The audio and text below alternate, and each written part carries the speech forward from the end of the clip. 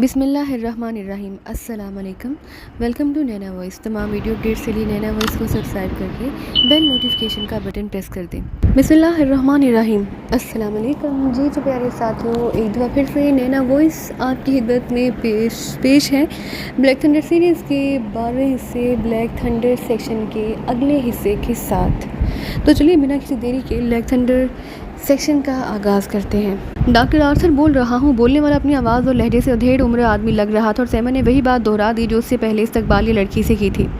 इन पांचों अफराद को आला हकाम ने खसूसी त्यारे के जरिए पाकिशा भिजवा दिया है। दूसरी तरफ से कहा गया, क्या वो जिंदा रहे हैं और ठीक भी हो गए हैं? सैमन ने इंतहाई हैरत भरे लहजे में कहा, नहीं, वो सब जिस्मानी तौर पर माजूर हो चुके हैं और बावजूद कोशिश की वो ठीक नहीं हो सके और ना हो सकते हैं। डॉक्टर आर्थर ने कहा, क्या आप तफसील बता सकते हैं? मैं सेंट्रल इंटेलिजेंस से बोल रहा हूँ। सैमन ने कहा, एक शख्स की रीढ़ की हड्डी के मेरे मोहरे गोलियों की वजह से जख्मी हो गए थे। उसका निचला जिस्म हमेशा के लिए बेकार हो गया, जबकि उनकी साथी औरत का पूरा जिस्म नर्वस सिस्टम मुकम्मल तौर पर ब्रेक हो जाने की वजह से मफलूज हो चुका है। बाकी 3 अफराद में से एक के जहन में खून जम जाने की वजह से पर्दे मफलूज हो गए और उसे होश ही नहीं आया था, जबकि बाकी 2 अफराद की दोनों टांगें बेकार हो चुकी हैं। इस तरह सब मुकम्मल तौर पर मफलूज हो चुके हैं और वो हमेशा के लिए इसी हालत में उन्हें पाकिशा भिजवाया गया है। डॉक्टर आर्थर ने कहा, कब गए हैं वो? सैमन ने पूछा। आज दूसरा रोज़ है, डॉक्टर आर्थर ने जवाब दिया। ओके, बेहद शुक्रिया, सैमन ने कहा और रिसीवर रख दिया। हैरत है कि वो फिर भी जिंदा बच गए। बहरहाल अब वो हमेशा के लिए बेकार हो चुके हैं। सैमन ने कहा, हो सकता है वहाँ जाकर वो ठीक हो जाए। मैगी ने कहा, कैसी बात कर रही हो? क्रीमिया के डॉक्टर उन्हें ठीक नहीं कर सकते तो क्या पसमानदा मुल्क पाकिशा के डॉक्टर उन्हें ठीक कर लेंगे? बस इसी माजूरी की हालत में ही वो ख़त्म हो जाएंगे। सैमन ने कहा, हाँ, तुम्हारी बात दुरुस्त है। बहरहाल अगर वो जिंदा भी रहे तब भी वो जिंदा लाशें बनकर ही रहेंगे। मैगी ने एक तवील सांस लेते हुए कहा तो सैमन ने इस बात में सर हिला दिया। चलो अब फंक्शन पर चलें, मैगी ने इस बार मुस्कुराते हुए कहा तो सैमन सर हिलाता हुआ उठ खड़ा हुआ। थोड़ी देर बाद वो दोनों कार में सवार राफ्ट होटल की तरफ बढ़े चले जा रहे थे। कमरे का दरवाज़ा खुला तो दरवाजे से ग्राहम और उसके पीछे जोसेफ और जोआना अंदर दाखिल हुए। उन दोनों के चेहरे सुते हुए थे। बॉस, ये क्या हो गया है बॉस? आपने तो जोलो देवता को नाराज़ कर दिया बॉस। आप उसे खुश करने के लिए स्याह परों के नीचे सफ़ेद धब्बे रखने वाली चील का हुन अपने जिस्म पर डालेंगे बॉस? जोसेफ ने तेज़ी से आगे बढ़ते हुए कहा, अरे बेचारी चील का क्या कसूर है? तुम उसे हाँ हलाक करना चाहते हो? इमरान ने मुस्कुराते हुए कहा, मास्टर ये सब किसने किया है? आप बताएं मुझे, मैं पूरे एक्रीमिया की ईंट से ईंट बजा दूंगा। जोआना ने इंतहाई उसीले लहजे में कहा, जिन लोगों ने ये सब कुछ किया उनसे निमट लिया जाएगा, पहले हम खुद तो ठीक हो जाएं। इमरान ने मुस्कुराते हुए कहा, इमरान साहब, अभी मुझे डॉक्टर आर्थर ने बताया कि किसी सैमन का फ़ोन आया था, वो आपके बारे में मालूम कर रहा था। सैमन ने बताया सैमन ने बताया कि उसका ताल्लुक सेंट्रल इंटेलिजेंस से है, लेकिन मैंने चूँकि डॉक्टर आर्थर को पहले से ही ब्रीफ कर दिया था, इसलिए उन्होंने उसे बताया कि आप सबको इसी हालत में हकाम ने पाकिशा वापस भिजवा दिया है। ग्राहम ने कहा, अच्छा, क्या वरना वो सैमन लाजमन यहाँ दोबारा हमला करा देता। ये सैमन कौन है डॉक्टर? जोआना ने तेज़ लहजे में कहा, अभी ये बात छोड़ो, मैंने तुम्हें इसलिए पाकिशा से नहीं बुलवाया कि तुम्हारे ज़रिए ये कार्रवाई मुकम्मल हो, इसलिए भी खामोश रहो। इमरान ने इस बार कदरे सख्त लहजे में कहा तो जोआना होंठ भींचकर खामोश हो गया। बॉस, मैं ठीक कह रहा हूँ बॉस, जोसेफ ने कहा। तुम भी खामोश रहो जोसेफ, इमरान ने कहा तो जोसेफ भी होंठ भींचकर खामोश हो गया। ग्राहम, डॉक्टर आर्थर से मेरी कमर का ताज़ा तरीन एक्सरे ले आओ और मेरे हाथ क्लिपों से आज़ाद कर दो। इमरान ने ग्राहम से मुखातिब होकर कहा, लेकिन आपके बाजू भी जख्मी है। ग्राहम ने कहा, अब 3 दिन बाद कुछ नहीं होगा, मैं जो कह रहा हूँ वो करो। इमरान ने सख्त लहजे में कहा तो ग्राहम सर हिलाता हुआ मुड़ा और दरवाजे की तरफ बढ़ गया। तुम वो सुर्ख निस्वार ले आए हो जोसेफ? इमरान ने जोसेफ से मुखातिब होकर कहा। यस बॉस, जोसेफ ने जवाब दिया और जेब से एक गोल डिब्बिया निकाल कर जिसकी सतह पर गोल शीशे का ढक्कन लगा हुआ था इमरान की ओर बढ़ा दी। ठीक है, इसे अभी अपने पास रखो, इमरान ने कहा तो जोसेफ ने डिबिया वापस अपनी जेब में डाली। थोड़ी देर बाद ग्राहम के साथ एक नौजवान डॉक्टर अंदर दाखिल हुआ। उसके हाथ में एक एक्सरे फिल्म कवर में लिपटी हुई थी। ये आपने मंगवाई है? क्यों? नौजवान डॉक्टर ने इमरान से मुखातिब होकर कहा, पहले आप मेरे बाजू खोलें, फिर बात होगी। इमरान ने कहा तो डॉक्टर ने हाथ में पकड़ी हुई एक्सरे फिल्म एक तरफ मेज़ पर रखी और इमरान के बाजू के गिर्द मौजूद क्लिप खोलने में मसरूफ़ हो गया। थोड़ी देर बाद इमरान ने दोनों बाजू उठाए और उन्हें हरकत देने में मसरूफ़ हो गया। अब ये फिल्म मुझे दो, इमरान ने कहा तो डॉक्टर ने एक्सरे फिल्म उठाई और इमरान की तरफ बढ़ा दी। इमरान ने उसे दोनों हाथों से पकड़ा, उस पर चढ़ा हुआ कवर उतार कर उसने फिल्म रोशनी की तरफ करके उसे इस तरह बागौर देखना शुरू कर दी जैसे माहिर डॉक्टर एक्सरे फिल्म को देखते हैं। वो काफ़ी देर तक एक्सरे फिल्म को देखता रहा, फिर उसने बेएहतियात एक तवील सांस लिया।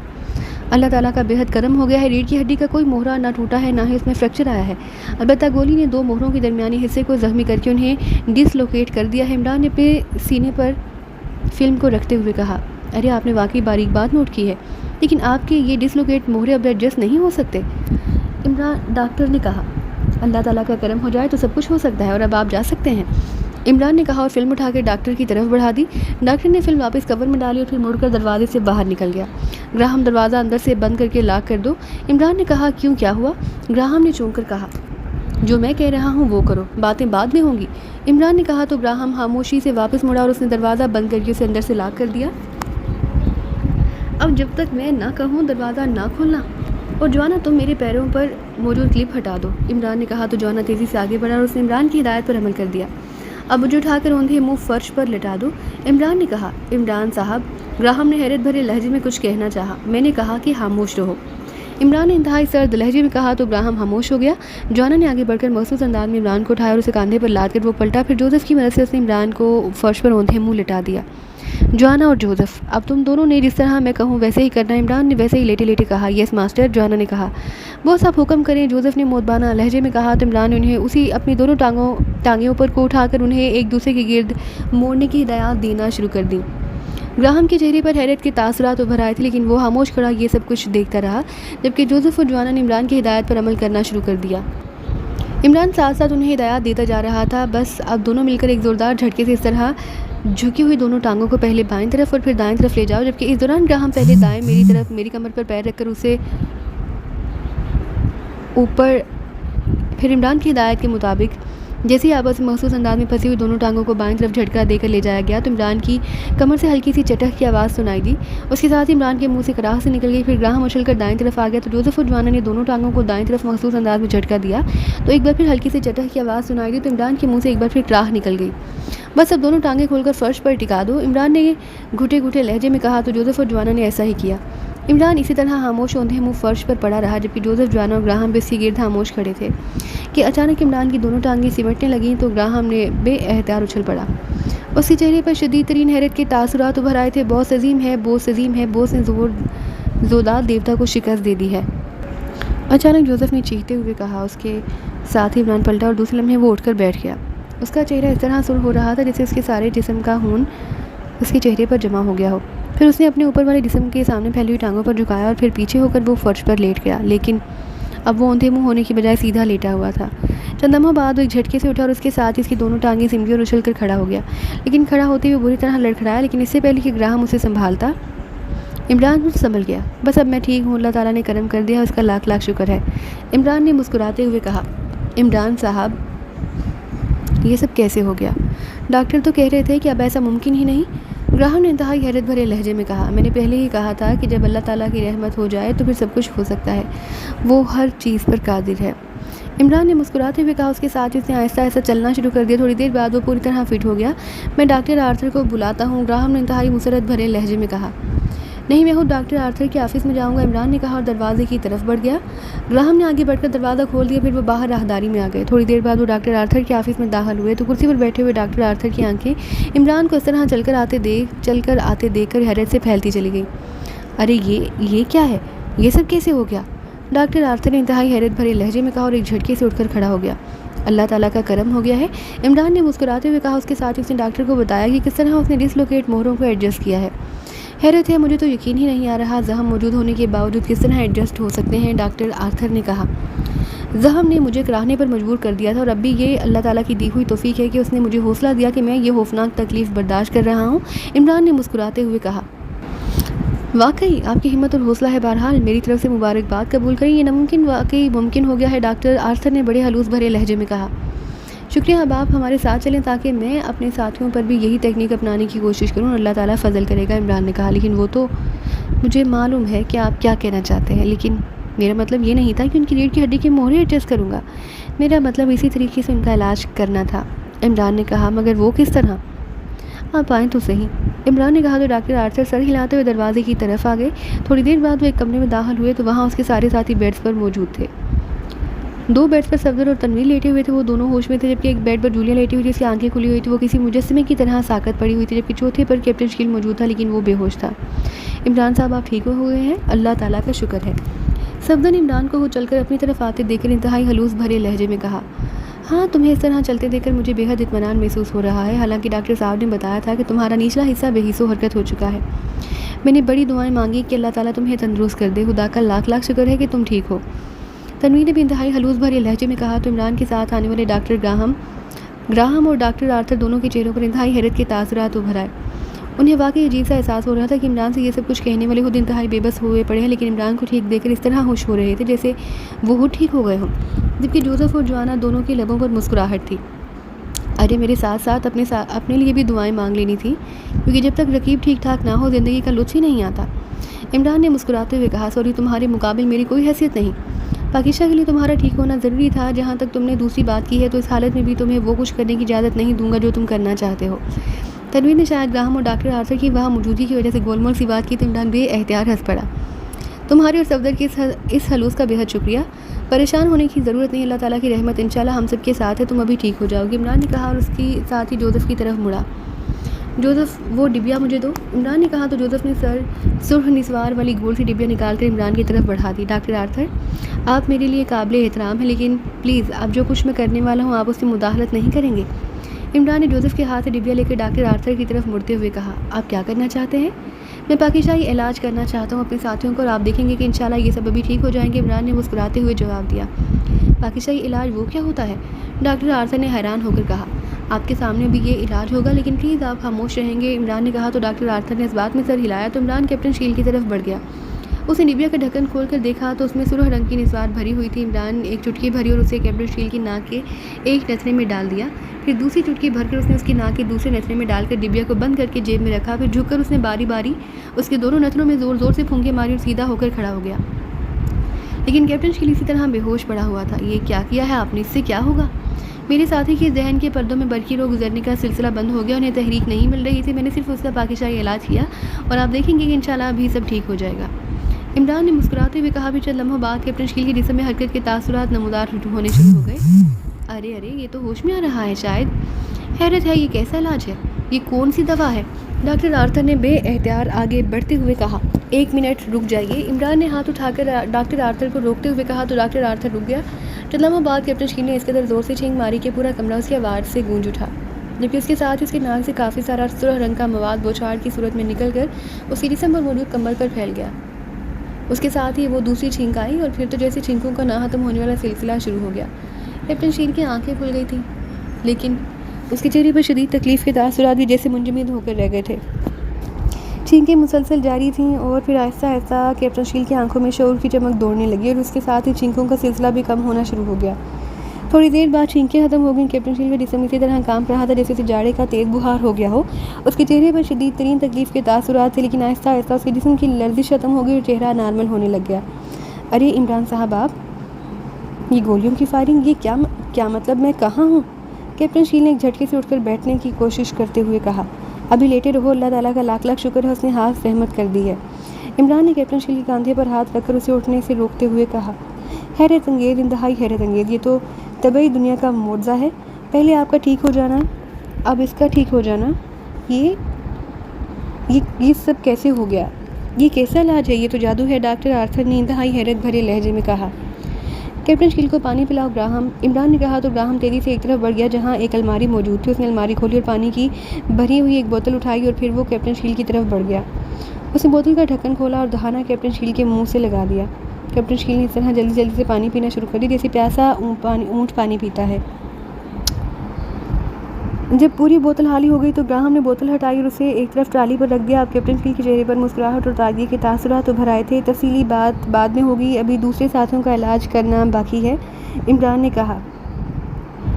जूलिया, मैं इमरान हूँ, इमरान ने झुककर जूलिया से कहा तो जूलिया की सिर्फ आंखें आहिस्ता आहिस्ता इमरान की तरफ घूमी और उसके साथ इसकी आंखों के किनारों से आंसुओं के कतरे बह निकले। अरे घबराने की ज़रूरत नहीं, अभी अल्लाह ताला के फजल व करम से तुम ठीक हो जाओगी, इमरान ने उसे तसल्ली देते हुए कहा। फिर सीधा हो गया। डॉक्टर साहब, किसी नर्स या लेडी डॉक्टर साहिबा को यहाँ बुलाएं, इमरान ने कहा तो डॉक्टर आर्थर ने मुड़कर कमरे में आने वाले एक नौजवान डॉक्टर को नर्स को बुलाने के लिए कहा और थोड़ी देर बाद एक नर्स कमरे में आ गई। यस सर, नर्स ने इंतहाई मोदबाना लहजे में कहा। सिस्टर, आपने मेरी मदद करनी है ताकि मैं मिस जूलिया का इलाज कर सकूँ, इमरान ने नर्स से मुहातिब होकर कहा। कैसे इलाज? मैंने क्या करना है? नर्स ने इंतहाई हैरत भरे लहजे में कहा। जैसे ये कहें सिस्टर, वैसे ही आपने करना है। ये इंतहाई हैरत अंगेज़ पाकिशाही तर्ज का इलाज कर रहे हैं अपने साथियों का। डॉक्टर आर्थर ने कहा तो नर्स के चेहरे पर मजीद हैरत के तासुरात उभर आए। डॉक्टर साहब, क्या मिस जूलिया का बेड किसी अलग कमरे में ले जाया जा सकता है? मेरा मतलब है कि जहाँ कोई और मरीज़ ना हो। अरे हाँ, क्यों नहीं, साथ एक सिंगल रूम है। नर्स, मिस का बेड वहाँ शिफ्ट कर दो। डॉक्टर आर्थर ने कहा तो नर्स ने इस बात में सर हिलाया। फिर जूलिया के बेड के सरहाने की तरफ जाकर उसने बेड को दरवाजे की तरफ धकेलना शुरू कर दिया। आप सब लोग यहीं रहेंगे, सिर्फ जवाना मेरे साथ जाएगा, इमरान ने कहा। उसके साथ ही वो बेड के दरवाजे की तरफ बढ़ गया, जबकि ग्राहम, डॉक्टर आर्थर और जोसेफ वहीं रह गए। जूलिया का बेड नर्स ने एक छोटे से कमरे में पहुंचा दिया और वहाँ की लाइट ऑन कर दी। सिस्टर, अब आप मेरी बात गौर से सुन लिया, हम दोनों बाहर चले जाते हैं। आपने मिस जूलिया का लिबास हटाकर उसकी नाफ के ऊपर कोई ऐसी चीज़ रखकर उस पर लिबास और फिर कंबल डालना है कि वो चीज़ बाहर ना आए। कंबल के ऊपर से नाफ का बिल्कुल दुरुस्त तौर पर तयन नहीं हो सकता, इसलिए कह रहा हूँ। इमरान ने कहा, क्या चीज़? मैं समझी नहीं आपकी बात। नर्स ने हैरत भरे लहजे में कहा, डॉक्टर आर्थर के ऑफिस में पेपर स्टैंड तो होगा या किसी और ऑफिस में होगा। वो स्टैंड जिस पर नीचे रबड़ का गोल सा कुतर सा बना होता है और ऊपर एक सह तार होती है जिसका एक सिरा बारीक होता है और पेपर को उस तार में डाल दिया जाता है ताकि वो महफूज रहे। हमारे ऑफिस में तो ऐसी कोई चीज़ नहीं होती, हम तो अपने तमाम कागजात फाइलों में रखते हैं। अलबत्ता किसी स्टेशनरी की दुकान से मिल सकता है, क्योंकि मैंने अपनी एक गर्लफ्रेंड के घर उसे देखा था। वो अपने हाथ से कागजात इसमें परो कर रखा करती थी। मेरे पूछने पर उसने बताया कि इसे वायर स्टैंड कहा जाता है। लेकिन उससे क्या होगा? नर्स ने पूछा। आप लिबास हटाकर उस वायर स्टैंड का रबड़ का स्टैंड एंड मिस जूलिया की नाव पर रखेंगी, फिर उनकी शर्ट को इस तरह वायर स्टैंड से सुराख करके रख देंगी कि वायर शर्ट से बाहर आ जाए। उसके बाद ऊपर कंबल में भी सुराख करके उस वायर के अंदर डाल देंगे। मैं दरअसल बाहर से नाव का इंतहाई दुरुस्त तयन चाहता हूँ, इमरान ने कहा।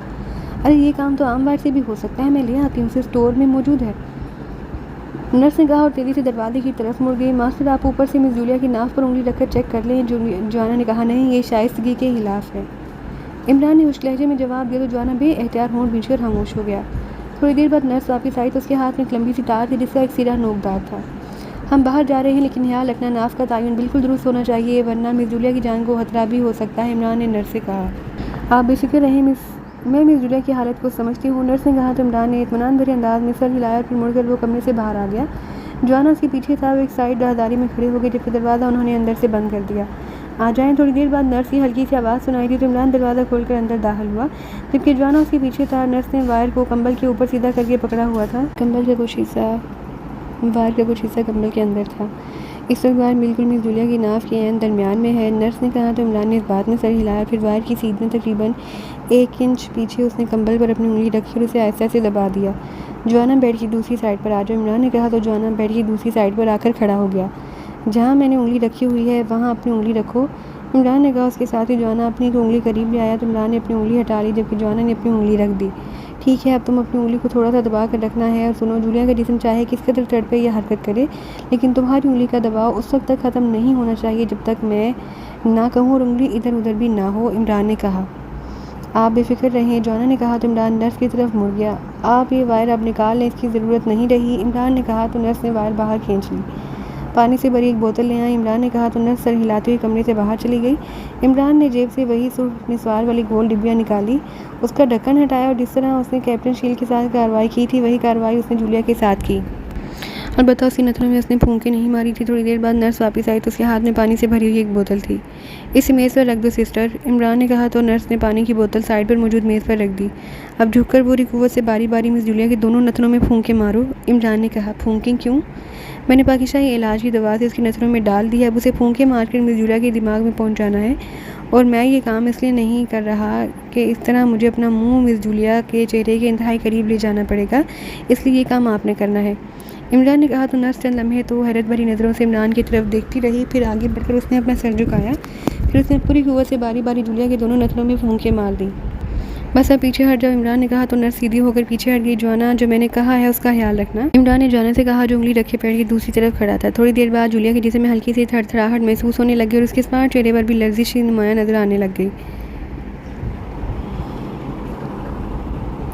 उसके बाद पहली छींक आई, उसके जिस्म की लर्जिश तेज़ हो गई, फिर दूसरी छींक पहले से ज़्यादा ज़ोरदार थी। इस बार जूलिया के जिस्म ने वाज़ेह तौर पर हरकत की। तीसरी छींक इंतहाई ज़ोरदार थी। नर्स हैरत भरी नज़रों से ये सब कुछ होता देख रही थी, जबकि जवाना उंगली रखकर दहाने पर खड़ा था। उसके चेहरे पर इंतहाई संजीदगी थी। शायद उसे एहसास हो गया था कि उसे काम सबसे मुश्किल है। फिर तो जैसे छींकों का तांता बन गया और जूलिया के जिस्म ने आहिस्ता आहिस्ता हिलना जुलना और फिर तकरीबन फड़कना शुरू कर दिया, लेकिन जोआना ने अपनी उंगली ना हटाई थी।